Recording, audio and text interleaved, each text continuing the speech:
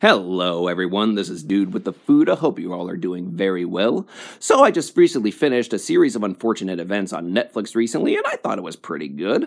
But one thing I did notice that they do make in the show is Pasta Puttanesca. It is a very delicious pasta. It's actually one of my favorite pastas in the world. It's so packed full of flavor, so much depth, and today I'm going to show you how you can do it too. So you may be asking yourself, what is Pasta Puttanesca exactly? Now, there are a lot of stories about where it comes from and its origins and everything. This is the version that I know of, and I'm going to tell you it. Pasta Puttanesca translates to pasta of the prostitutes. That's right, pasta of the prostitutes. Now, the story behind this is that I know of is that somewhere in the mid-20th century or so, in a restaurant in southern Italy, there was a restaurant owner, and around his restaurant, a lot of prostitutes would hang around. And one night as he was closing up, they had come in asking, do you have any food left over? And all he had was olives, capers, tomato sauce, and he whipped that up into a little thing like that with some anchovies and olives. And then they ate it up. They said, oh, that is so delicious. Oh, I love this pasta. I'm going to do this and everything. You know, probably something like that. But anyways, today I'm going to show you how you guys can make this pasta too, just like the Baudelaire orphans.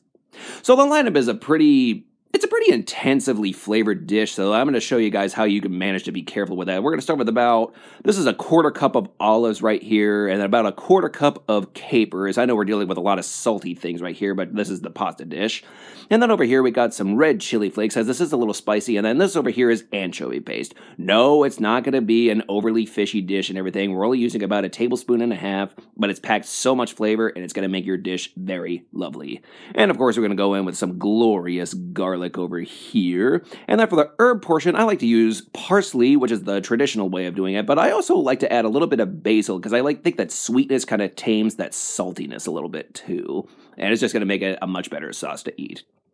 And you can use canned tomatoes in this. I'm just using cherry tomatoes just because I like that nice burst of bright flavor. This is about a pint or so, but if you have to use canned, use canned. No one's going to judge you for it. And then, of course, I'm going to use my favorite long pasta. This is Bucatini pasta.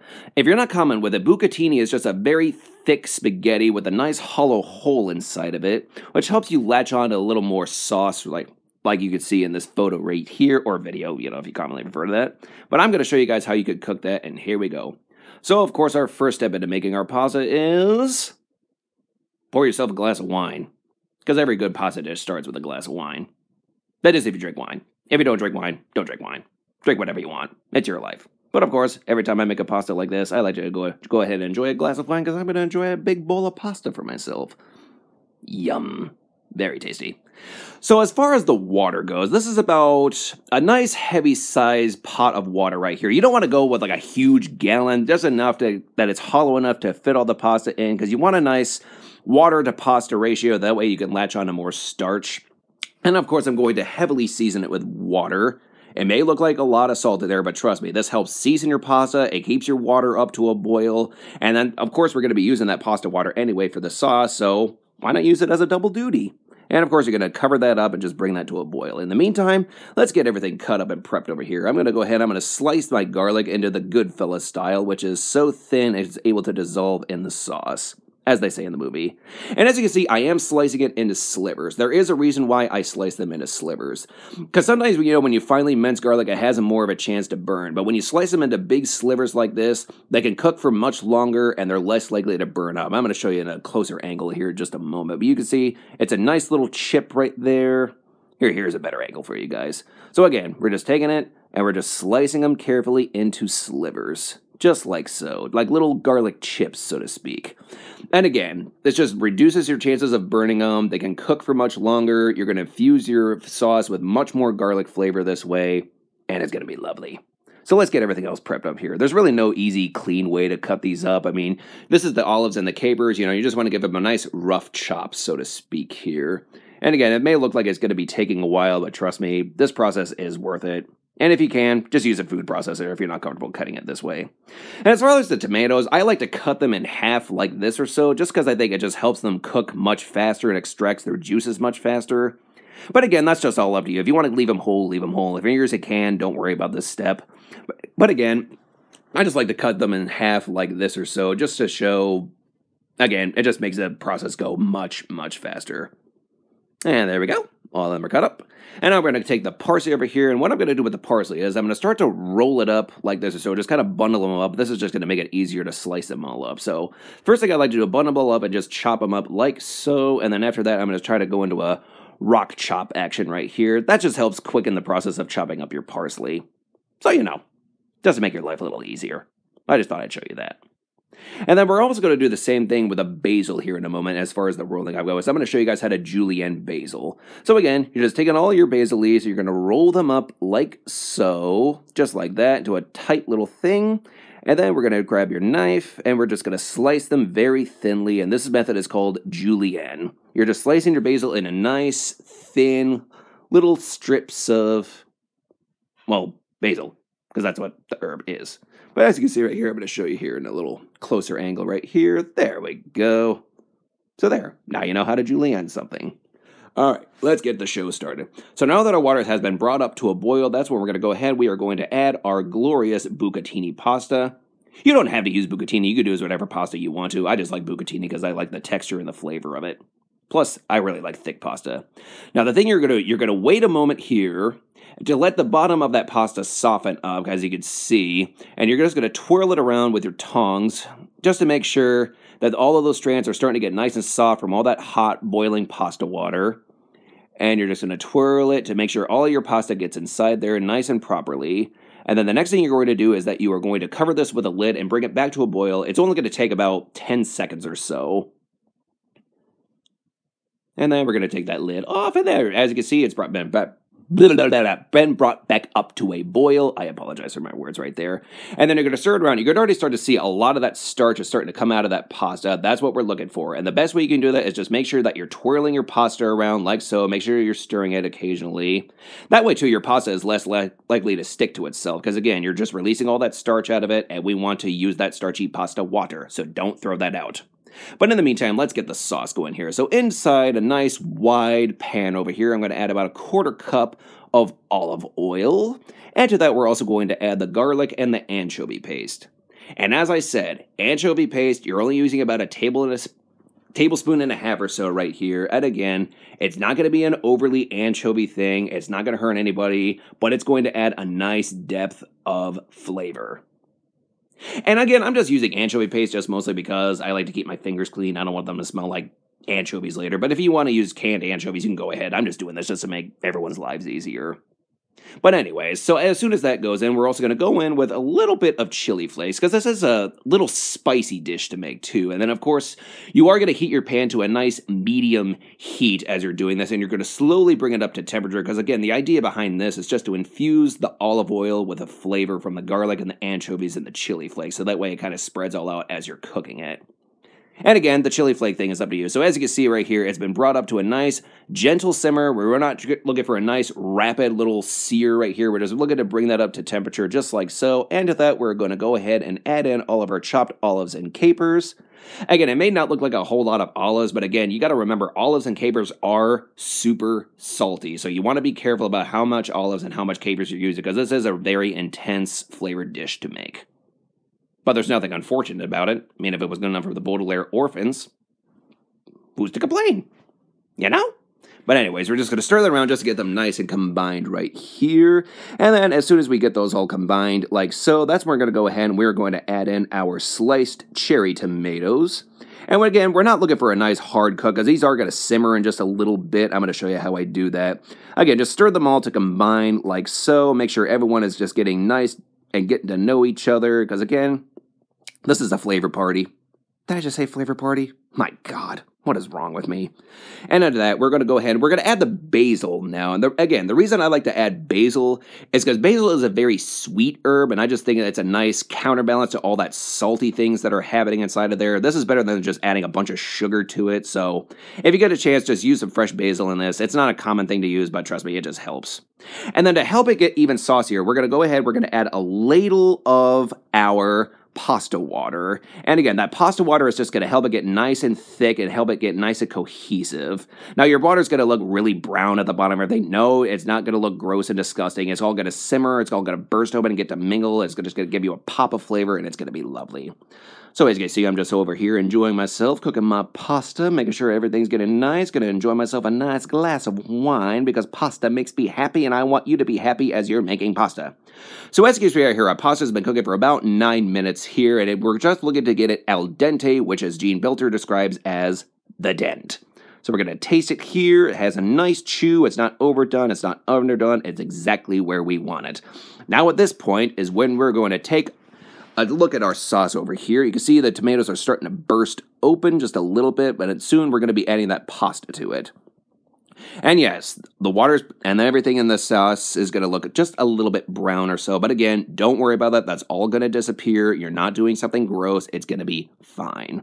So now we're going to go ahead. We're going to add in all of our lovely pasta water. I'm just going ahead and I'm using tongs just to get it out, just because, you know, I've made a lot of pasta in the time too, so I just use tongs just to make life easier. But if you need to strain it, don't worry. You can go ahead and strain it out. Just make sure that you are saving at least a cup to 2 cups of that starchy pasta water, because again, that's what's going to help your sauce get nice and cohesive. It's going to help it get nice and creamy, so that way you don't have to add a whole lot of fat to your pasta. Just trust me, it works. So again, we're just adding in all of that pasta right inside of there. And at this point, too, you do want to crank your heat up to a nice high heat, so that way your sauce has more chances of getting creamy and viscous. Because we are going to be stirring it and shaking it a lot, too. But again, just don't worry if it's on like a too rapid high heat. Again, you're just shaking it, you're stirring it constantly. You're going to start to see a little bit, too, here. It's going to start to change colors, and you're going to start to see already a different texture in your sauce. It's going to start off as kind of liquidy, but at the same time, you're going to see it starting to get very creamy and soft because we're using that starchy pasta water. And all of that is just latching on to your pasta like so. And you can see, again, you're shaking it, you're stirring it constantly, and that's what's, again, it's just going to help create this emulsification in your sauce. And this is another reason why we like to cook it al dente, because when it's slightly underdone, it's going to finish cooking in the sauce too. So in a way, you're kind of undercooking your pasta, so that way it's going to finish cooking in the sauce. And that way too, again, it's just going to latch on to everything that's just in that pan right now. It's latching onto the tomatoes, the capers, the anchovies, the olives, the basil, the garlic, the chili flakes. And look at there, you can already start to see a nice change in the color of your pasta, and you're starting to see a nice color in the change of your sauce that's happening. See that? And because you're shaking it constantly, you're just constantly moving everything around, it's just going to help it get nice and cohesive, and it's going to form this nice, creamy, textured, silky, smooth sauce, again, without adding too much fat. So you're welcome if you're worried about that. But anyway, just take a look at that. Oh my goodness, this is just such a lovely pasta to eat. No wonder the Baudelaire Orvins wanted to make this, right? Ugh. We can thank those prostitutes for getting us this pasta right here. And that chef that made it for them. See? This is why I love to hear about stories about food, too. I just love looking back at the people that just gave us these dishes. So I'd like to give my little shout out to them. Now at this point here, it's starting to get a little thick and viscous right here. We're just going to add just a tiny touch more of pasta water just to help loosen that sauce. And just for flavor purposes, I am going to add just a little bit of olive oil. And then this is the point too, we're going to start adding in a little bit of our chopped parsley as well, just to help you give that nice bright flavor. Again, the reason I'm putting olive oil in it now is just mostly for flavor purposes. Plus it does help that combination of the pasta water and olive oil just help that sauce get nice and creamy again. So we're just going to give it one last nice little last stir going on over here. Everyone's getting to know each other. See, look at the sauce at the bottom right there. You start to see it started off something very watery, but now you can start to see it's getting really thick. That's what you're looking for right there. Just a nice, creamy, viscous sauce. Ugh, so delicious. And it's almost going to be done over here. This has been about maybe 2-ish minutes that you'd have to finish this off, but again, it just depends on how much you cook your pasta. Again, cooking it al dente, getting it slightly underdone. And al dente, when you're cooking it with dry pasta, it normally takes about a minute less than your traditional package instructions. But, oh, just take a look. But see, this is what happens again. You just cook it al dente, and it's starting to finish off just like that. Ugh. I'm just getting so excited about this pasta. You wonder why pasta makes me happy. You wonder why I make it so much. This is why. Ugh. Just take a look at that. But yeah, at this point right here, it's almost getting slightly done here. So I'm going to show you guys how to plate that. We're going to go ahead, just take a look right there. Ugh. Pasta. So lovely. I love pasta. All right, now at this point here, I'm going to show you guys how I plate it. We're going to start off with a nice clean bowl right here, or a plate if you choose to desire. So the bowl is going to go straight from in there and just straight into your belly. Yes, I did just point at my belly. But what we're going to do is we're going to take your ladle that you did ladle your pasta water with, and you're going to take it, you're going to spoon some of your pasta inside, and we are going to twirl it. I'm going to show you that here in a moment here, just like so. Just like that. See, you're twirling it around, you're making a nice little nest over there, you're just going to slightly pour it out, and those tongs are going to help it hold it up. And look right there, see? Now you know how to nest pasta properly. Some people like to use a barbecue fork. I just think it's easier with tongs personally, because that way you're in more control of holding on to it. But again, that's all up to you. This is just how I like to do it. And now we're just going to go ahead, we're going to get some more of that pasta inside of there. I'm going to show you guys.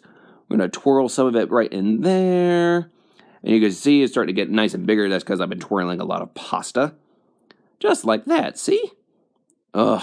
And we're going to go ahead and add a little tomato right there, just to give it a nice little sort of burst of color, so to speak. Ah, it fell over. Nah, that's okay. Crap happens. You're going to eat it anyway. This is just for presentation purposes only. But anyway, as you can see, it's a nice nestle. Everything is still viscous and lovely. We're going to put a little bit more of that sauce on the top. And of course, we're going to go in with a nice grating of some Parmesan cheese. Yes, that was my dog. You can see walking because she saw that I'm getting my cheese. And traditionally, Parmesan cheese isn't used in Pasta Puttanesca. But hey, we were given cheese for a reason. Why not use it? Ugh. Good Parmesan cheese. And then, of course, we're going to go in with just a nice little drizzle of some olive oil. Again, that's just to help it reimburse some flavor. And, of course, it's just going to help it give it a nice shine. Plus, I love olive oil. Olive oil, I think, is delicious. And, of course, we're going to go in with just a little bit more parsley just to help you cut through that richness of that sauce, so to speak. Plus, it just helps give it a nice color. Just like that. And then, for garnishing purposes, you don't have to do this. I'm just putting a nice thing of parsley leaves at the top right there, again, just to make it look nice and presentable. Just like that, because everyone likes to have a nice presentation when they're about to eat something delicious. So make you feel good about presenting yourself. It's fun. Yeah, just take a look at that mount right there. We got a nice pile of some glorious, salty, creamy, delicious pasta right there. Everyone's holding up together just nicely. It's saying, "Get in my belly." So that, again, is how you make some pasta puttanesca right here. And I'm just going to go ahead, I'm going to show you what happens after you take a bite of this. Because once you bite into this, you are not going to believe the flavor complexity that this has. You just take one bite, and then you're going to step back, you're going to wait a moment, you're going to sit there dazed, and then boom! Got off on the right foot. But anyway, just look at my face right there. I was so happy with this pasta. It makes my heart go pitter-patter, as you can see. Oh, this is just such a delicious pasta to make, too. It's so much flavor, so much complexity. And like an idiot, I grabbed a bite that was way too hot. You're going to notice my face here in a moment saying, "Oh my God, this was too hot." So yes, I was crying right there. Oh, it was a really hot bite. But again, I don't care. I'm eating delicious pasta. But I hope you guys all enjoyed this video on how to make pasta puttanesca. Please feel free to subscribe and comment with anything you would like to see in the future. Enjoy and happy cooking. I love cheese.